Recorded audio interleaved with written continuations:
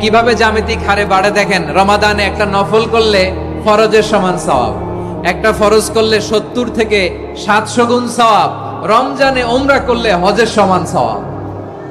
সুবহানাল্লাহ নাই? The month of hope, আশা জাগানিয়া মাস। এই মাস আমাদেরকে হোপফুল করে, আশাবাদী করে।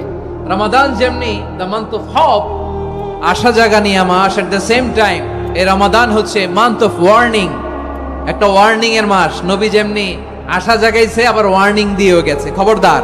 ওয়ার্নিংটা কেমন? আল্লাহর হাবিব সাল্লাল্লাহু আলাইহি ওয়াসাল্লাম মসজিদে নববীর ভেতরে হঠাৎ তিনি মসজিদে নববীর মিম্বারে পা রেখে বললেন আমিন।